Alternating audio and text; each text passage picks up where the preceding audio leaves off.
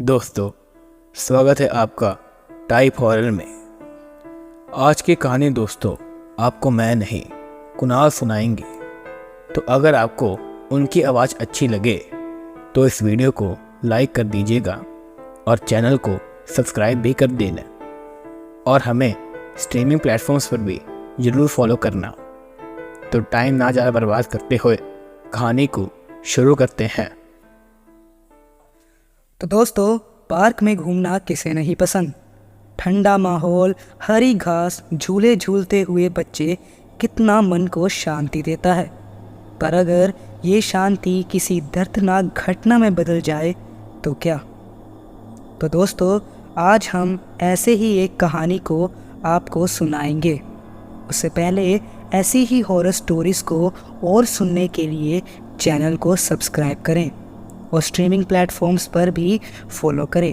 तो बिना टाइम बर्बाद करे कहानी को शुरू करते हैं। मुकेश वैसे तो पंजाब में रहने वाला एक 14 साल का लड़का था। उसके स्कूल में अभी एग्ज़ाम्स चल रहे थे और उसने अपने पापा को पहले ही कह दिया था कि उसे एग्ज़ाम्स के बाद दिल्ली घूमने लेकर जाएं। और उसके पापा मान भी गए थे। और ऐसे फिर मार्च का महीना ख़त्म हुआ और उसके एग्ज़ाम्स भी ख़त्म हो गए। एग्ज़ाम ख़त्म होने के अगले दिन ही वह दोनों पंजाब के स्टेशन अमृतसर से न्यू दिल्ली ट्रेन के माध्यम से चले गए।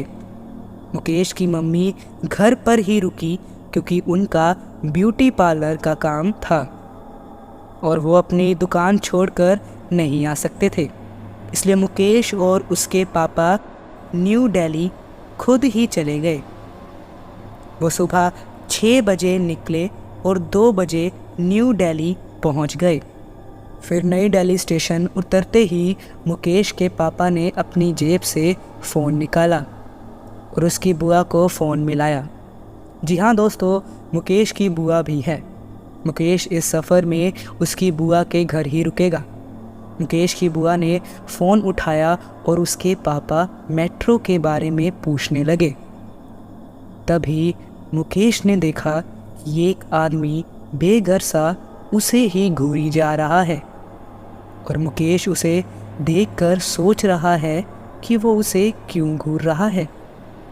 तभी उस बेघर इंसान ने मुकेश को हाथों से इशारा करते हुए अपनी ओर बुलाया।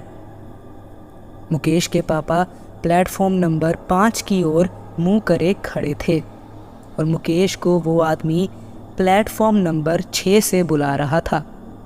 मुकेश उसके पास गया और वो उसे कुछ बोलने ही वाला था कि तभी उस बेघर इंसान ने बोला कि तू यहाँ से चला जा, तेरा यहाँ रुकना तेरी मौत का कारण बन सकता है, तू चला जा।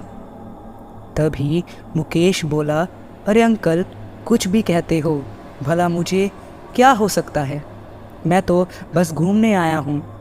तभी मुकेश के पापा उससे ढूंढते हुए आते हैं और उसे डांट लगाते हुए स्टेशन से निकल जाते हैं।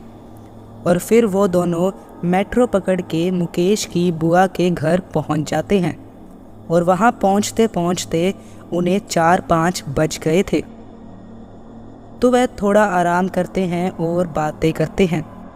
मुकेश के पापा उसकी बुआ से कुछ बात कर रहे थे जो कि मुकेश की समझ से ऊपर जा रही थी, क्योंकि वो किसी रिश्तेदार की बात कर रहे थे और मुकेश को रिश्तेदारों के बारे में इतना नहीं पता था। तो वो घर की छत पर चला जाता है और दिल्ली के नज़ारे लेता है। उसने मन ही मन में सोचा, कितना पोल्यूशन है यहाँ, सांस लेना ही कितना मुश्किल है, भला कैसे यहाँ लोग रहते होंगे। और वो दिल्ली को देख और सोच ही रहा था कि तभी उसे एक आवाज़ आती है, जैसे कोई उसका हल्के से नाम पुकार रहा हो।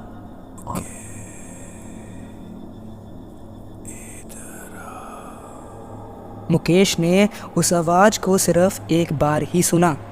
उसे अब थोड़ा डर सा लगा कि कौन उसे छत पर आवाज़ लगा सकता है। जबकि वो छत पर अकेला था।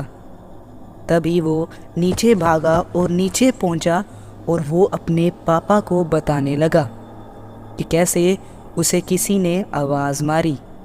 तभी उसके पापा ने कहा कि अरे ऐसा ही वहम हुआ होगा, अच्छा कल हम लाल किला घूमने जाएंगे। लाल किला का नाम सुनते ही मुकेश तो जैसे सब कुछ भूल ही गया। उसने बचपन से ही लाल किला देखने का बड़ा मन था, तो वो अगले दिन ही लाल किला देखने चले जाते हैं। वो लाल किला घूम रहे थे और एंट्री करने के लिए टिकट खरीदने चले गए। उसके पापा और उसके फूफा वो टिकट्स लेने चले गए और मुकेश और उसकी बुआ वहीं एक पेड़ के पास खड़े रहे। उसके बुआ टिकट काउंटर की भीड़ देख रहे थे और मुकेश वहाँ आए लोगों को देख रहा था। तभी एक आदमी पता नहीं मुकेश के कानों में पीछे बोल कर गया, कल तुम्हारा यहाँ आखिरी दिन है, यहाँ से चले जाओ। मुकेश पीछे पलटा तो उसने वहाँ भीड़ के अलावा और कुछ नहीं देखा। वो अब टेंशन में आ गया। उसके पापा और फूफा टिकट लेकर आए और वो लाल किला के अंदर चले गए। मुकेश बाहर से एकदम सही दिख रहा था, पर उसके अंदर टेंशन बढ़ती ही जा रही थी। उसने सोचा था कि वो आज पूरे मज़े करेगा, पर ऐसा नहीं हुआ। वो सारा दिन बस उस आदमी के बारे में सोचता रहा।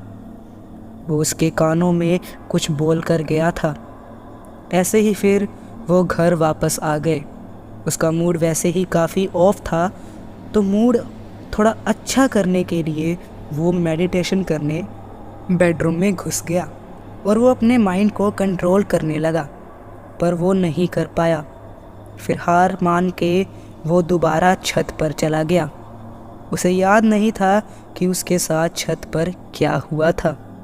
उसने अपना फ़ोन निकाला और गाने सुनने लगा। रात के तकरीबन 9:30 बज रहे थे। छत पर टहलते टहलते उसने छत की बैक साइड को देखा। उसने देखा कि वहाँ पीछे एक पार्क है। उसने सोचा कि वहाँ जाकर घूमता हूँ, पर जब उसने नीचे जाकर अपनी बुआ से परमिशन मांगी तो उसकी बुआ ने उसे साफ साफ मना कर दिया कि वहाँ पीछे कभी नहीं जाना। पर मुकेश तो था मन का मालिक। वो चुपचाते हुआ वहाँ से पीछे पार्क की ओर चल पड़ा, पर उसे ये नहीं पता था कि अब उसके साथ आगे क्या होने वाला है। वो पार्क के अंदर घुसता है। अंदर घुसते ही उसने देखा कि पार्क में आसपास कोई भी नहीं है। अंदर जो बच्चों के लिए झूले लगे हैं वो बड़े पुराने से थे।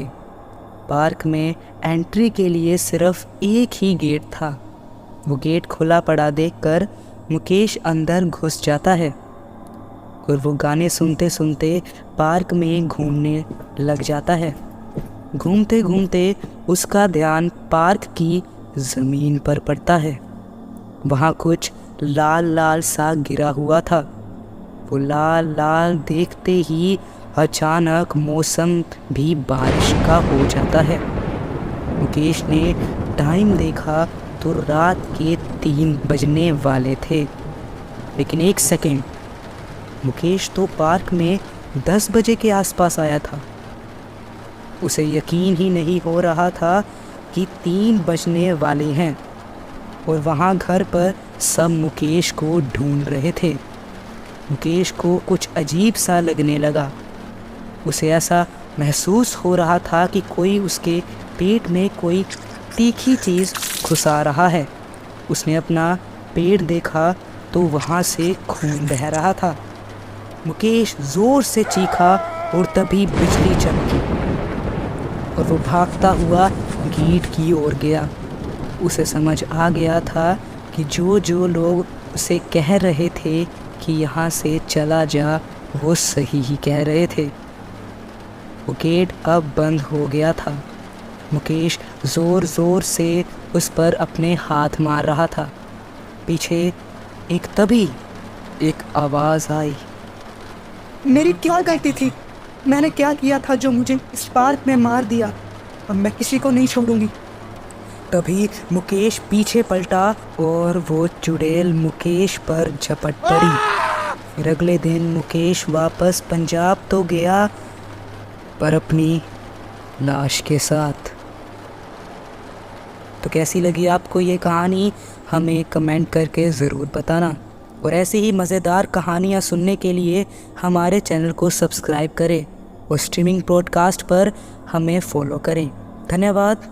मिलते हैं एक नई हॉरर स्टोरी के साथ अगली बार।